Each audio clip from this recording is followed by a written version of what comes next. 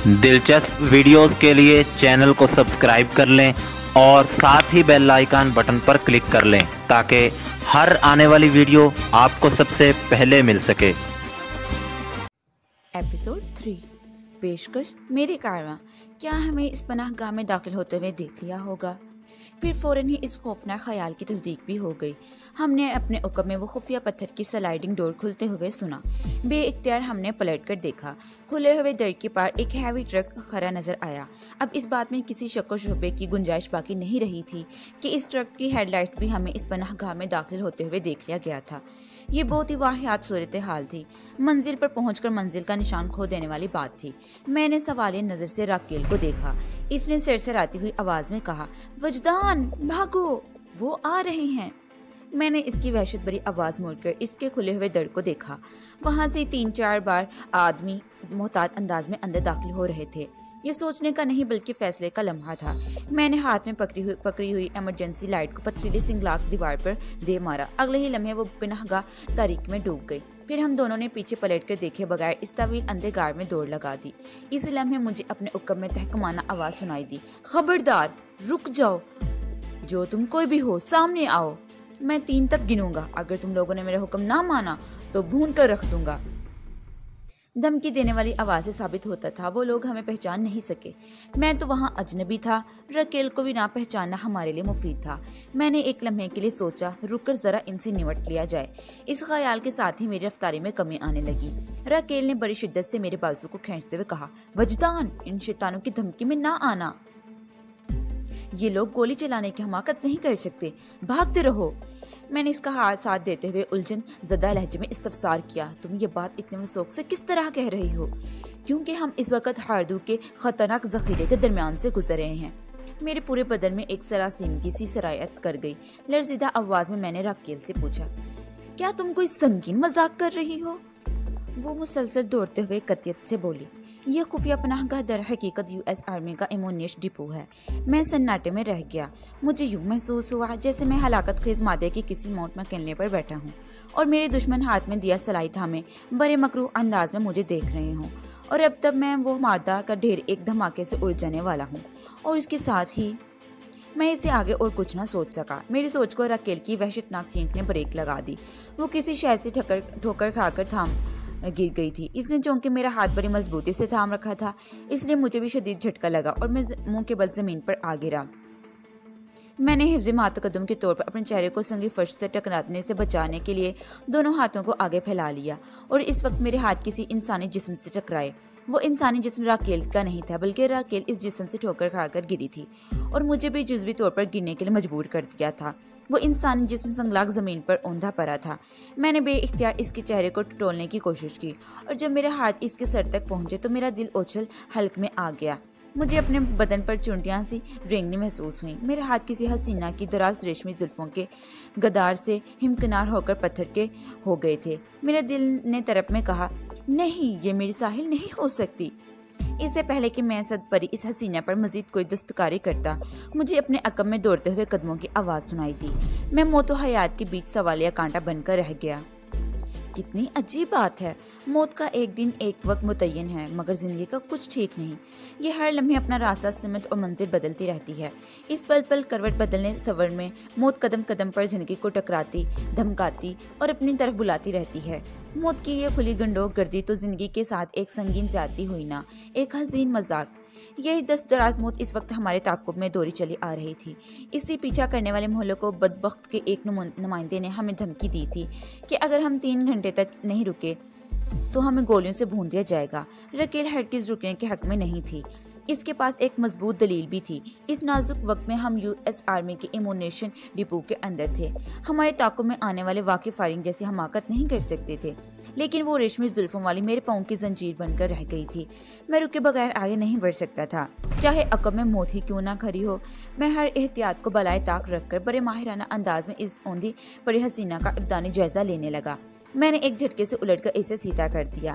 फिर मेरे दोनों हाथ नस्वानी खतूत की तलाश में इसके जिस्म के बलाई हिस्से पर सरसराने लगे, और अगले ही लम्हे मुझे हैरत के 2 शदीद झटकों से गुजरना पड़ा। मेरे दिल से गलत बयानी से काम नहीं लिया था। वो मेरी साहिल नहीं थी। وہ کوئی بھی نہیں تھی بلکہ وہ تھا دبلا پتہ درست زلفوں والا ایک مرد۔ وہ 101% زندگی سے روٹ کر موت کی باہوں میں پناہ گزار چکا تھا۔ میں نے اس کے سینے میں ایک خنجر کو دستے تک پیوست پایا۔ میں ایک اطمینان کی سانس لی اور اندازے کی بنیاد پر راکیل کی جانب بڑھ گیا۔ راکیل اٹھ کر سنبھل چکی تھی اور غار کے نسبتاً تاریک حصے کی جانب بڑھ چکے تھے۔ میں نے اس کے قدم سے قدم ملاتے ہوئے مڑ کر عقب میں دیکھا۔ تعاقب کرنے والے ہم سے چند فٹ کی دوری پر پہنچ چکے تھے۔ جس راستے سے پہلے ہم اور پھر مناقبین کی اس غار میں اترے تھے وہ اب کھلا نظر آ رہا تھا، لہٰذا اس 10 فٹ چوڑے غار کے ابتدائی حصے میں نیم اجالا تھا۔ اس روشنی میں نے پلک جھپکتے میں پیچھے کرنے والوں کا تنقیدی جائزہ لے لیا۔ وہ کل 4 افراد تھے، ان میں سے ایک آگے اور 3 پیچھے تھے۔ ہمیں دھمکانے والا شاید وہی شخص تھا جو ان کا لیڈر بنا نظر آتا تھا۔ ان چاروں کے اجسام پر فوجی وردی تھی اور بلا شک ورشبہ وہ مسلح تھے۔ اغلب امکان اس بات کا ہی تھا کہ وہ US آرمی سے متعلق تھے۔ میں نے راکیل کے دو ساتھ دوڑتے ہوئے کہا، تمہاری پیش گوئی درست ثابت ہو رہی ہے، انہوں نے ابھی تک ہمیں فائرنگ کا نشانہ نہیں بنایا۔ میرا انداز سرگوشیانہ تھا۔ وہ ابھی بھی دھیمی آواز میں بولی، وہ ایسی سنگین غلطی کبھی نہیں کریں گے۔ پھر کیوں نہ میں اپنے ہاتھوں کو تھوڑی زحمت دے لوں؟ تم کیا ارادہ کرنے کا سوچ رہے ہو؟ اس نے پھولی ہوئی سانس کے ساتھ نیچے آواز میں پوچھا۔ میں نے دوڑنے میں کوئی رخ نہ ڈالے بغیر گہری سنجیدگی سے کہا، مجھے یہ گوارا نہیں کہ کسی بھیڑ بکری کے مانند اپنے دشمنوں کے آگے بھاگتا پھروں۔ میں رک کر ان سے 2 ہاتھ کرنے کا ارادہ رکھتا ہوں۔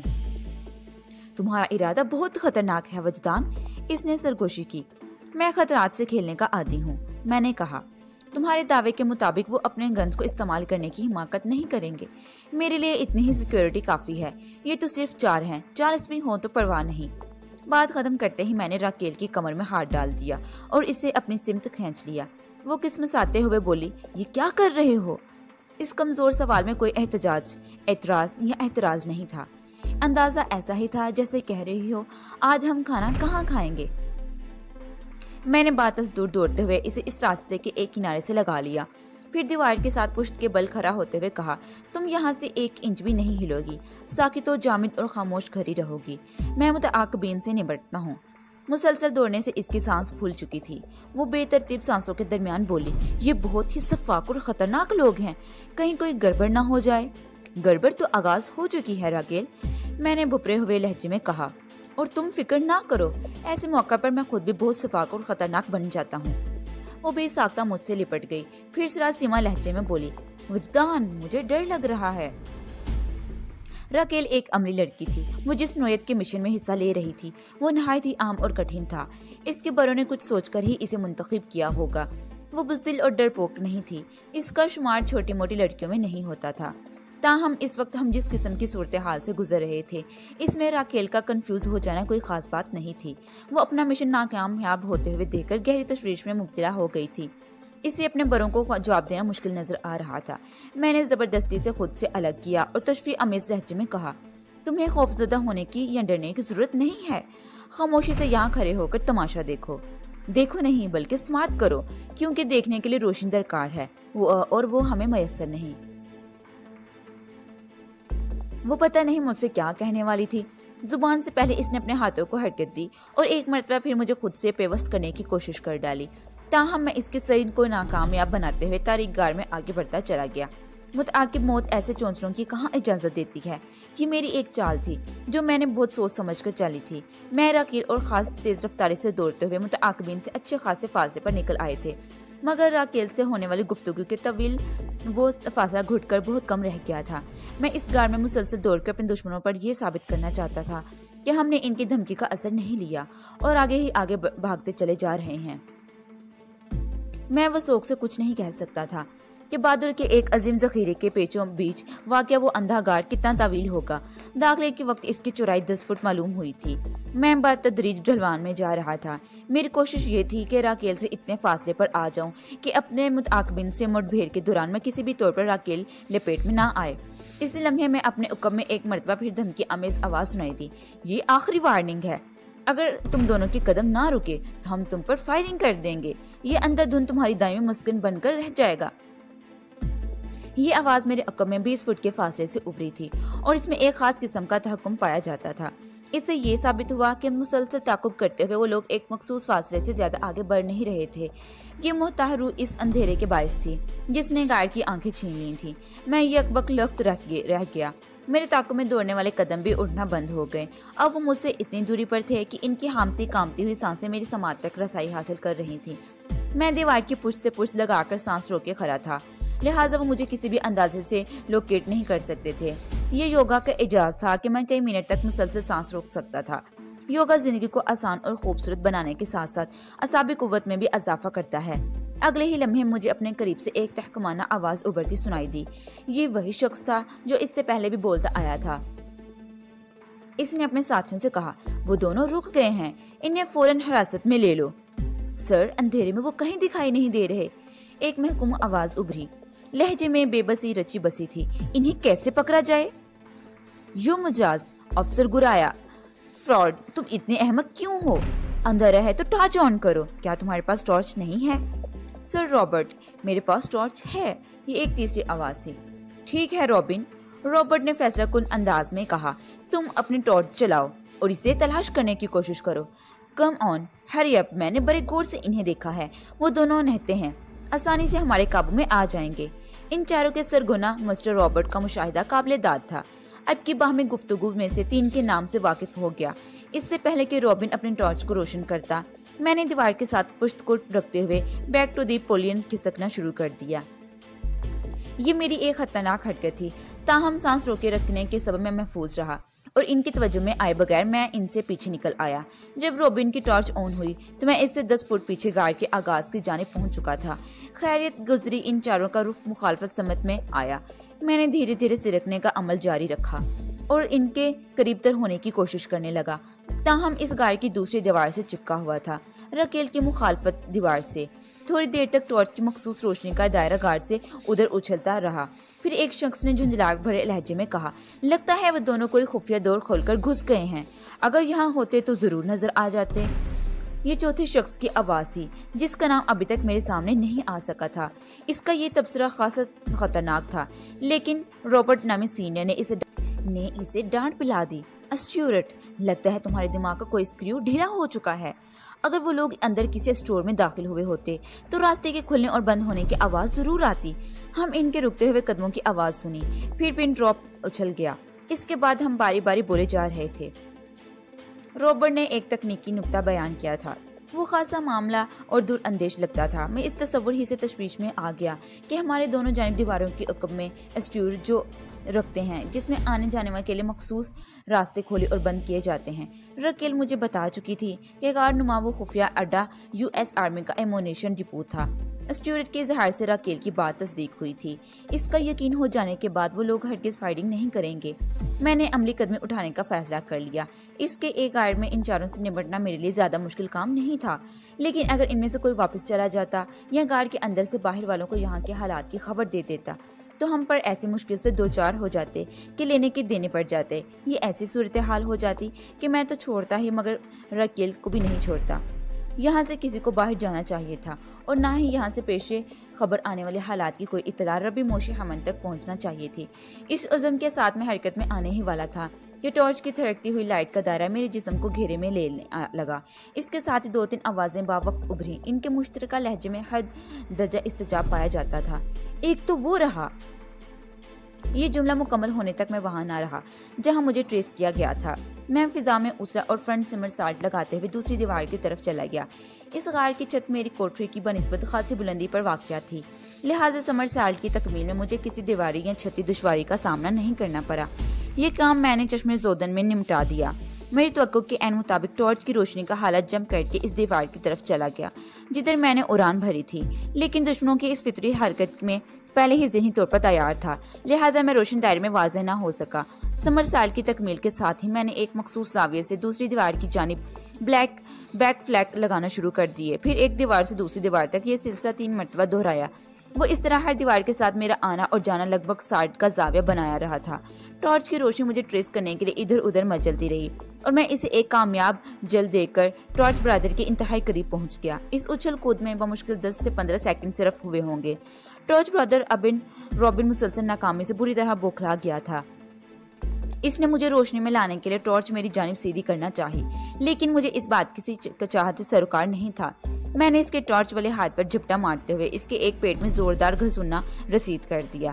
ٹارچ میری دسترس میں آ گئی۔ اس کے ساتھ ہی رابن کے حلق سے ایک دردناک چینخ خارج ہوئی۔ میں نے ایک قدم پیچھے ہٹ کر باقی تینوں حریفوں پر ٹارچ کی روشنی ڈالی۔ وہ تینوں بڑے خوندار انداز میں میری طرف لپکے چار آ رہے تھے۔ میں نے ٹارچ کو آف کر دیا اور پہلو میں کھسک کر میری ایک مخصوص اسٹانس بنا کر کھڑا ہو گیا۔ وہ تینوں باوقت میری ہی طرف آ رہے تھے۔ میں نے اندازے کی بنا پر اپنی باڈی کو لٹو بناتے ہوئے 3-4 لگا کر فرنٹ وہیل لیگز چلا دی۔ میری بیشتر نشانے درست ثابت ہوئے۔ وہ طریق گار ان کی دردناک چینخوں سے گونج اٹھا۔ میں نے ایک قدم پیچھے ہٹ کر ٹارچ آن کی اور اس کی روشنی میں ان تینوں کی شخص و رخ کا جائزہ لیا۔ ان کی حالت مجھے خاصی ابتر نظر آئی۔ اسٹیورٹ اور فریڈزن زمین بوس پڑے تھے اور ان کا کمان رابرٹ ان دونوں کے اوپر لدا ہوا تھا۔ میں نے روشنی کے دائرے کو سائڈ میں حرکت دی تو رابن پیٹ پکڑ کر اڑتا ہوا دکھائی دیا۔ میں ٹارچ آف کر کے اپنی پوزیشن کا زاویہ بدل لیا۔ وہ چاروں USA سولجرز تھے، لیکن مسلح ہونے کے باوجود بھی حالات کی ستم ظریفی نے انہیں خاک بلکہ سنگلاک زمین پر چاٹنے پر مجبور کر دیا تھا۔ ان کی قسم پرسی پر عش کر اٹھا۔ وہ بزدل یا کمزور نہیں تھے۔ ان کے پاس بے انداز طاقت اور بے حساب اختیار تھا، لیکن ایسومیشنیشن ڈپو نے انہیں بے بس اور لاچار بنا رکھ دیا تھا۔ وہ مجھے گولیوں سے بھوننے اور میرے جسم کو چھلنی نمونہ بنانے پر قدرت رکھتے تھے، مگر اپنی گنز کے بیلرز ایک گولی بھی فائر کرنے کا خطرہ مول نہیں لے سکتے تھے۔ وہ سنگل شاٹ ایک ایسی دیا سلائی ثابت ہوتا کہ پھر اس کے آگے سوچنے سے خیال بھکت سے اڑنے لگتا تھا۔ اگرچہ ایمونیشن کے وہ خطرناک ذخائر اس تاریک راہداری میں نظر کے سامنے نہیں رکھے تھے، پتھریلی دیواروں کے عقب میں ان خوفناک اور حالات خیز ہتھیاروں کا مسکن تھا، مگر میرے دشمنوں کی محتاط ردی اور احتیاط پسندی بتاتی تھی کہ وہ زیر برابر رسک لینے کو تیار نہیں۔ تاریکی میں وہ 2-4 مجھے چھاننے کے لیے پیش قدمی کرنے لگے۔ ان کے پاؤں کی آہٹوں سے میں نے اندازہ لگایا کہ وہ یو شیپ میں میری سمت بڑھ رہے تھے، جیسے گھیر ڈال کر مجھے پکڑنے کا ارادہ رکھتے ہیں۔ میں نے اپنی سماعت کو ان قدموں کے مخصوص چاپ پر نگراں مقرر کر دیا اور سانس روک کر ان کے محدود فاصلے تک پہنچنے کا انتظار کرنے لگا۔ پھر جیسے وہ مجھ سے 3 فٹ کی دوری پر آئے، میں نے ہوا میں پرواز کی اور ان کے اوپر سے گزر کر عقب میں پہنچ گیا۔ یہ ہائی جمپ کا ایک عمدہ مظاہرہ تھا، مگر اس تاریک غار میں تالیاں پیٹ قرار دینے والا کوئی نہیں تھا۔ فطری رد عمل کے طور پر وہ چاروں بجلی کی سی سرعت سے پلٹے۔ اسی وقت میں نے ایک لمحے کے لیے ٹارچ آن کر کے آف کر دی۔ میں در حقیقت ان کی تازہ ترین پوزیشنز کا اندازہ لگانا چاہتا تھا اور میرا مقصد ایک لمحے میں حاصل ہو گیا تھا۔ شاولن ٹیمپل میں مجھے بلائنڈ فائٹ کے لیول سے بھی گزارا گیا تھا۔ میں نے اپنے استاد محترم ماسٹر ہینگ پائی کی منصفی میں آنکھوں پر پٹی باندھ کر 2 خطرناک فائٹر سے خون ریز مقابلہ کیا تھا اور اس ٹیسٹ میں کامیاب رہا تھا۔ شاولن ٹیمپل کی وہ تربیت اس اندھے غار میں میرے کام آنے لگی۔ میں اپنے دشمنوں پر تابڑتوڑ حملے کرنے لگا۔ اندازے کی 1-2 غلطیوں سے میرے ہاتھ پاؤں پتھریلی دیواروں سے بھی ٹکرائے، تاہم مجبوری طور پر میں نے انہیں اچھا خاصا پیٹ ڈالا۔ ان کے لبوں سے بڑی کرپناک آوازیں خارج ہوئی تھیں۔ اپنی کارکردگی کا جائزہ لینے کے لیے میں ایک مرتبہ پھر ٹارچ روشن کر لی اور اسی لمحے مجھے ایک خوفناک انکشاف ہوا۔ ان تینوں کا لیڈر رابرٹ بڑی تیزی سے داخلی دروازے کی سمت دوڑ لگا رہا تھا۔ اس کی جھنجھلاہٹ سے بھری بربراہٹ بھی مجھے بتایا تھا کہ وہ رابرٹ تھا۔ اسے 2-3 مرتبہ سننے کے بعد میں نے لب و لہجے کو ذہن نشین کر لیا تھا۔ میں نے بڑی سرعت سے روشن ٹارچ کا مخصوص دائرہ رابرٹ کی پشت پر مرکوز کیا اور اس کے پیچھے لپکا۔ رابرٹ کو کسی صورت غار سے باہر نہیں نکلنا چاہیے تھا۔ اگر وہ وہاں سے فرار ہونے میں کامیاب ہو جاتا تو ہمارے لیے مشکلات کا ایک لامتناہ سلسلہ اٹھ کھڑا ہوتا۔ ہمارے درمیان جس جگہ وہ اندھا معرکہ ہو رہا تھا وہ مقام دروازے سے لگ بھگ 100 میٹر کے فاصلے پر تھا۔ مذکورہ چائے فوٹ کا دورہ کھلا ہوا تھا اور اس کھلے ہوئے شگاف میں سے باہر روڈ پر ایک چھوٹا فوجی ٹرک کھڑا دکھائی دے رہا تھا۔ وہ چاروں اسی ہیوی ٹرک میں آئے تھے۔ میں نے تھوڑا آگے جا کر رابرٹ کو چھاپ لیا۔ اسے بھی میری آمد کی خبر ہو گئی تھی۔ وہ تو تیزی سے پلٹا اور اپنی گن کو لاٹھی کے انداز میں گھما دیا۔ اس نے میکانگی انداز میں میری کھوپڑی کو نشانہ بنانے کی کوشش کی تھی۔ میں نارمل چٹکوانے کے اس کے قریب نہیں آیا تھا جو شرافت سے کھڑا رابرٹ کے حملے کو کامیاب ہونے دیتا۔ اس کا ہاتھ گھومنے سے پہلے میں نے بڑی سرعت سے ایک بیٹھک لگائی، پھر اسی تیزی سے اٹھتے ہوئے رابرٹ کی کمر پر ڈبل ہینڈ پش رسید کر دیا۔ وہ اپنی گن سمیت پوری طرح گھوم چکا تھا، لہٰذا اس خطرناک ہینڈ پش نے اسے منہ کے بل نیم تاریک راہداری میں گرنے پر مجبور کر دیا۔ راہداری کا یہ حصہ داخلی دروازے سے 50 میٹر کی دوری پر تھا، اس لیے تھوڑی بہت روشنی وہاں پہنچ رہی تھی۔ یہ تھوڑی بہت روشنی میرے لیے بہت کافی تھی۔ میرا زبردست دھکا کھانے کے بعد گن اس کے ہاتھ سے نکل کر کہیں ادھر ادھر ہو گئی تھی۔ رابرٹ اٹھ کر کھڑا ہوا تو میں اس پہلے سے تیار تھا۔ وہ بڑے جارحانہ بلکہ بڑے عسکری انداز میں مجھ پر حملہ آور ہوا۔ میں نے اپنے ہاتھ پاؤں کی کارکردگی کا مظاہرہ شروع کر دیا۔ وہ ایسی فراغت کے لمحات نہیں تھا کہ میں رابرٹ کو اپنے مارشل آرٹس کے چمتکار سے متاثر کرنے کی سعی کرتا۔ راکیل کی فکر بھی میرے ذہن کے ایک گوشے میں مقیم تھی۔ میں 50 میٹر پیچھے اسے چھوڑ کر آیا تھا، US سولجرز کے رحم و کرم پر چھوڑ آیا تھا۔ اگرچہ وہ راکیل کی لوکیشن سے آگاہ نہیں تھے، لیکن آگاہ ہو بھی سکتے تھے۔ میں نے ہاتھ پاؤں کی بے تربیت ضربات سے رابرٹ کو زمین بوس ہونے پر مجبور کر دیا۔ میں اس کے قریب بیٹھ گیا اور مزید تسلی کے ساتھ اپنے مخصوص داؤ استعمال کر کے اسے آدھے 2-3 منٹ گھنٹے کے لیے اس دنیا مافیہا سے بے خبر کر دیا۔ میں ابھی اٹھ کر پوری طرح کھڑا بھی نہیں ہوا تھا کہ مجھے اپنے عقب میں دوڑتے ہوئے قدموں کی آوازیں سنائی دیں۔ میں تیزی سے پلٹا اور اس وقت راکیل میری نگاہ پر پڑ گئی۔ وہ بھاگتے ہوئے میری ہی طرف آ رہی تھی اور دیگر تینوں افراد اس کے تعاقب میں تھے۔ ان کے درمیان کم و بیش 15 فٹ کا فاصلہ حائل تھا۔ میں کسی طوفان کے مانند ڈٹ کر ان کے راستے میں کھڑا ہو گیا۔ راکیل میرے قریب پہ پہنچ کر ایک لمحے کے لیے بھی نہیں رکی، بلکہ داخلی دروازے کی جانب بڑھتی چلی گئی۔ اس کی یہ حرکت میرے لیے غیر متوقع تھی، لیکن سوچنے کے لیے میرے پاس وقت نہیں تھا۔ وہ تینوں جہنمی بلاؤں کے مانند میرے سر پر آن پہنچے تھے۔ پہلے ان سے 2 ہاتھ کرنا ضروری تھا۔ راکیل کو بعد میں بھی دیکھا جا سکتا تھا۔ وہ تینوں جیسے ہی میری رینج میں آئے، میں نے انہیں ٹیڑے ہاتھوں لیا۔ وہ مجھ سے اچھی خاصی درگت بنوا چکے تھے، لہٰذا مجھے ان پر نفسیاتی برتری حاصل تھی۔ میں نے 1-2 کو روکا اور دوسرے کو راؤنڈ ہاؤس کک رسید کر دی۔ تیسرے نے میرے پیچھے آ کر مجھے کمر سے پکڑنا چاہا۔ میں نے جھکائی دے کر ایک خطرناک ریئر کک اس کی تھوڑی پر جوڑ دی۔ وہ اپنی حلق سے ایک اذیت ناک آواز خارج کرتے ہوئے پیچھے کو الٹ گیا۔ مجھ سے مار کھانے والا راہداری کے سنگلاٹ فرش پر چت گرا تھا۔ میں نے ایک نئی جمپ لگائی اور دوسری پاؤں سے اس کے سینے پر آ رہا۔ یہ ایک جھٹکے دار ٹھوکر تھی۔ میرے نشانے پر آنے والے نے عجیب المعنی آواز نکالی اور ساکت ہو گیا۔ میں وثوق سے نہیں کہہ سکتا تھا اس کا سکوت عارضی تھا یا دائمی۔ جو اپنے پاؤں کے نیچے دبے شخص سے فارغ ہوا ہی تھا کہ مجھے چونک جانا پڑا۔ راہداری کا موڑ کا ارا حصہ اچانک بہت زیادہ روشن ہو گیا تھا۔ میں نے بے ساختہ پلٹ کر دیکھا تو حیرت کا ایک جھٹکا لگا۔ 4 فٹ والا شگاف پھیل کر 10 بائی 15 فٹ میں بدل گیا تھا اور اس عظیم شگاف میں فوجی ٹرک گارڈ کے اندر داخل ہو رہا تھا۔ یہ روشنی اسی ٹرک کی تھی، ہیڈ لائٹ سے خارج ہو رہی تھی۔ بے اختیار میری نگاہ ٹرک کی ڈرائیونگ سیٹ کی جانب اٹھ کھڑی ہوئی اور مذکورہ سیٹ پر راکیل کو مستعد دیکھ کر مجھے خوشگوار حیرت ہوئی۔ میں ابھی بے ترپے حیرتوں سے سنبھل نہیں پایا تھا کہ میری کمر کو ٹھوکر لگ گئی۔ میری لمحاتی غفلت نے باقی مانیدہ دو بیدار دشمنوں میں سے کسی کو حملہ آور ہونے کا موقع فراہم کر دیا تھا۔ میں ٹھوکر کھا کر تھوڑا سا لڑکھڑایا، پھر اسی لڑکھڑاہٹ کے دوران میں نے ایک لیفٹ کریسنٹ کک چلا دی۔ دوسرے ہی لمحے وہ حملہ آور بلبلا اٹھا۔ میں نے آگے بڑھ کر اسے ایک زوردار سائیڈ کک سے نوازا۔ وہ راہداری کی پتھریلی دیوار سے جا ٹکرایا اور وہیں زمین پر ڈھیر ہو گیا۔ شاید اس کے سر میں کوئی چوٹ آ گئی تھی۔ میں اس کے اٹھنے کا انتظار کیے بغیر آخری دشمن کی طرف متوجہ ہو گیا۔ لاسٹ میں اٹیکنگ بہت بودا ثابت ہوا۔ اپنے 3 ساتھیوں کے حشر نے اس کی ہمت کی کمر توڑ دی۔ وہ بڑے ڈھیلے ڈھالے اور سہمے ہوئے انداز میں مجھ پر حملہ آور ہوا۔ میں نے لمحاتی کوشش سے اسے بھی لمبا لٹا دیا۔ جب انسان حوصلہ ہی ہار جائے تو پھر اسے شکست دینے میں بل بیل نہیں لگتا۔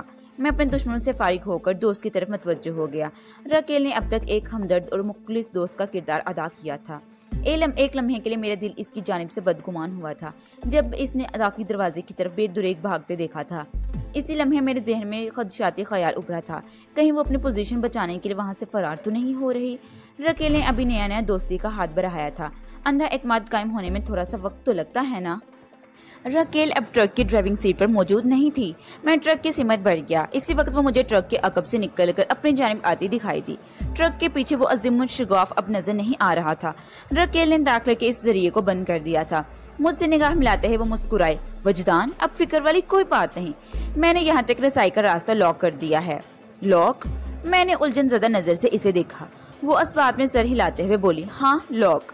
پھر وہ مجھے لاک اور بند کا فرق بتانے لگی۔ اس راستے کی اندرونی جانب ایسا نادیدہ میکانزم موجود ہے جس کی مدد سے اس راستے کو لاک بھی کیا جا سکتا ہے۔ اب یہ راستہ باہر سے نہیں کھولا جا سکتا۔ ہم اندر ہر قسم کی بیرونی مداخلت سے محفوظ ہیں۔ میں نے اس کی آنکھوں میں دیکھتے ہوئے سوال کیا، پہلے تم نے اس راستے کو لاک کیوں نہیں کیا تھا؟ خواہ اتنا وقت ضائع ہو گیا اور ہمارا ماری الگ ہوئی۔ ان 4 فوجیوں اور ٹرک کی گمشدگی زیادہ عرصے تک راز نہیں رہے گی۔ تم ٹھیک کہتے ہو وجدان، وہ تائیدی انداز میں بولی۔ ویسے تو تمہاری اور ساحل کی روپ پوشی بھی زیادہ دیر تک چھپی نہیں رہے گی۔ تمہارے غیاب کا راز کھلتے ہی ربی کے آدمی تمہیں دونوں کی تلاش میں نکل کھڑے ہوں گے۔ وہ شکاری کتوں کی طرح تمہاری بو سونگتے پھریں گے، مگر مجھے اطمینان ہے وہ اس ہاردوئی گھر میں داخل نہیں ہو سکیں گے۔ تمہاری وضاحت اپنی جگہ، مگر یہ سوال میرے سوال کا جواب نہیں۔ वो मेरे चेहरे को टटोलती हुई नजर से देखते हुए बोली, तुम्हारे सवाल का सीधा साधा जवाब ये है कि मैं तुम्हें यहाँ पहुँचाकर वापस जाने का इरादा रखती थी, लेकिन अब हालात बदल गए हैं। माइकल की मौत बहुत से बंद राज खोल देती है। मैं किसी किस्म का रिस्क लेने को तैयार नहीं, लिहाजा तुम मेरी वापसी के इम्कानात मादूम ही समझो। मैं तुम्हारी हमराही में आगे ही आगे बढ़ूंगी। मैं एक तवील और गहरी सांस लेकर रह गया। रकेल ने जिस हकीकत का इजहार किया था वो कोई मुझसे ढकी छुपी नहीं थी। वाकई इसकी वापसी में खतरात के सिवा कुछ नहीं रखा था। तुम तो सच्चे जादूगर हो, रकेल ने हैरत भरी आवाज में मुझे चौंका दिया। वो जमीन बोस 4 US सोल्जर्स की तरफ इशारा करते हुए कह रही थी, तुमने जादू की छड़ी घुमाकर इन्हें वहीं गुमान से दूर पहुंचा दिया है। मैंने इसकी नीली और गहरी आंखों में बहुत दूर तक झांका और नहायत ही ठहरे हुए लहजे में कहा, तुम तो कभी कम जादूगरनी नहीं हो। एक तंग से रास्ते को जरूरत के वक्त इलास्टिक की तरह खींचकर फैला लेती हो, वो रास्ता जहाँ से अब किसी चुंडी के निकलने के इम्कानात भी 0 के बराबर हैं। तुम अपनी महारत के बलबूते पर वहाँ से एक गिरान डेल मस्त हाथी को गुजार लाई हो। मैंने फौजी ट्रक की जानिब उंगली उठाई और इजाफा करते हुए कहा, इसके सूर नहीं तो क्या हुआ, ये किसी अजीमुल हादसा से कम तो नहीं। ओह, वो शरारत अमेज नजर से मुझे देखते हुए बोली, ये सब तकनीक का कमाल है, इसलिए तो मैं कह रहा हूँ तुम बड़ी माहिर कारगर हो। मैंने बातस दूर इसकी आंखों में देखते हुए कहा। जवाब में मुझे इस रास्ते की तकनीकी खूबियां बताने लगी। रकेल के मुताबिक वो रास्ता 3 मुख्तलिफ साइज में खोला जा सकता है, 4 हाई 4 फुट, 8 हाई 10 फुट और 10 हाई 15 फुट। इन तीनों साइज को खोलने का हिसाब किताब और तकनीक जुदा जुदा थी। मैं रकेल के साथ 4 हाई 4 फुट के दरवाजे से गुजरा था और रकेल ने वो फौजी ट्रक 10 हाई 15 फुट के शुगाफ से गुजारा था। बहरहाल अब वो शुगाफ नाबूद होकर एक संगलाक और सर्द मोटी दीवार की सूरत इख्तियार कर चुका था। फौजी ट्रक की हेडलाइट्स इस गार्ड को बहुत दूर तक रोशन कर रही थीं। हम ज्यादा देर तक ट्रक का इंजन स्टार्ट हालत में नहीं रख सकते थे। इस इंजन से अच्छा खासा शोर पैदा हो रहा था। मैं इन 4 US सोल्जर्स पर लानत भेजकर माइकल की तरफ बढ़ गया। माइकल की मौत को किसी सर्टिफिकेट की जरूरत नहीं थी। मैं बड़ी शरारत से इस राज जुल्फ शख्स की जाने बढ़ गया और अंधेरे में रकेल जिस से ठोकर खड़ा कर गिरी थी, रकेल भी मेरे पीछे लपक आई। फिर रेशमी जुल्फों वाले इस शख्स के नजदीक पहुंचकर वो ठटकी। इसके लबों से थरथराती हुई आवाज खारिज हुई, वजदान, ये तो नीलसन है। मैं चौंक उठा। नीलसन इन 2 अफराद में से एक था जो मुझे और साहिल को अपने बरों तक पहुंचाने वाले थे। नीलसन बिलाशुबा मौत से हमकिनार हो चुका था। इसके सीने में एक खौफनाक खंजर दस्तक का पेवस्त था। नीलसन का सादी रेमंड कहीं नजर नहीं आ रहा था। मैंने सरसराती हुई आवाज में कहा, नीलसन और माइकल तो जिंदगी से रूठकर मौत को गले लगा चुके हैं। रेमंड कहीं दिखाई नहीं दे रहा, कहीं वो भी तो खत्म नहीं हो चुका। डराने वाली बातें ना करो वजदान, ये मेरे पहलू से लगते हुए बोली। मैंने खड़े होते हुए कहा, मैं डर और खौफ से बहुत आगे निकल आया हूँ। रेमंड के साथ साथ मेरी साथी साहिल भी गायब है। अब 2 ही सूरतें हो सकती हैं। नंबर 1, साहिल इस मुकाम पर पहुंची ही नहीं। नंबर 2, अगर वो पहुंची है तो फिर रेमंडा इसे साथ लेकर कहाँ गया, ये हमें पता चला होगा। मैंने दानिस्ता जुमला अधूरा छोड़ा और जल्दी से बोला, और क्या? और दूसरी सूरत एक सनसनीखेज तीसरी हालत के बारे में सोचने पर मजबूर कर रही है। मैंने ख्यालात में डूबते हुए कहा, अगर वाकई रेमंड साहिल को अपने साथ कहीं ले गया है तो फिर माइकल और नीलसन को इसी ने कत्ल किया है। वो फटी हुई आंखों से मुझे देखते हुए बोली, ये तुम कैसी बातें कर रहे हो? मैंने गहरी संजीदगी से कहा, इस अंधेगार में अभी तक हमें रेमंड और साहिल दिखाई नहीं दिए। तुम्हारे दावे के मुताबिक माइकल ने साहिल को और तुमने मुझे यहाँ पहुँचाना था। नीलसन और रेमंड हमें अपने साथ कहीं ले जाते। तुम्हारे अंदाजे के मुताबिक माइकल साहिल को यहाँ पहुँचाने में कामयाब रहा है, जैसे कि तुम मुझे यहाँ पर बता चुकी हो। माइकल और नीलसन की लाशें हम दरियाफ्त कर चुके हैं। तुम और मैं जिंदा हालत में इसी वक्त गुफ्तगू कर रहे हैं। बाकी बचते हैं साहिल और रेमंड। मैं पूरे वसौक से कह सकता हूँ, साहिल इस तारेगार में 2 शातिर अफराद के खून में हाथ रंगने की सलाहियत नहीं रखती। फिर आ जाकर रेमंड ही बाकी बचता है। वो चंद लम्हात तक टटोलती हुई नजर से मुझे देखती रही। फिर इसने इस्तफसार किया, तुम साहिल के बारे में इतने पुरवसुख क्यों हो? इसलिए कि मैं इसे अच्छी तरह जानता हूँ, मैंने कहा। लेकिन सवाल ये उठता है कि रेमंड अपने 2 ही साथियों को क्यों कत्ल करेगा? ये तो तुम समझ रही हो ना कि वो तुम्हारा साथी है। क्या मतलब? वो उछल कर रह गई। तुम क्या कहना चाहते हो वजदान? मैंने कहा, रबी मोशी हैमन, इसका दस्ते रास्त बर्नाल्डियो और यहाँ का दीगर स्टाफ भी तो तुम्हें और माइकल को अपना साथी, अपना वफादार समझते हैं, मगर हकीकत क्या है? इसके लहजे पर चेहरे पर हैजानी कैफियत नमूदार हुई। हसीन मुखरे पर हैजान का उभार बड़ा अजीब तासर पैदा करता है। तशवीशनाक लहजे में मुझसे पूछा, तुम क्या कहना चाहते हो? रेमंड हमारे दुश्मनों से मिला हुआ है? یہ بعید القیاس تو نہیں، میں نے ٹھوس لہجے میں کہا۔ ریمنڈ کو دشمنوں سے ملنے کی کیا ضرورت ہے؟ یہ بھی عین ممکن ہے وہ دشمنوں ہی کا پلانٹڈ ہو، جیسے کہ تم اور مائیکل اپنے دشمنوں کے اندر رہتے ہوئے کسی اور کے لیے کام کرتے ہو، اسی طرح ریمنڈ تم لوگوں کے اندر رہتے ہوئے ربی وغیرہ کے لیے کام کر رہا ہو۔ وہ ایک جھرجھری لیتے ہوئے بولی۔ اس کا مطلب ہے ریمنڈ نے بلیک شیپ کا رول ادا کیا ہے۔ ایپیسوڈ 3 کا اختتام یہیں پر ہوتا ہے۔ ایپیسوڈ 4 دیکھنے کے لیے آگے سماعت فرمائیں۔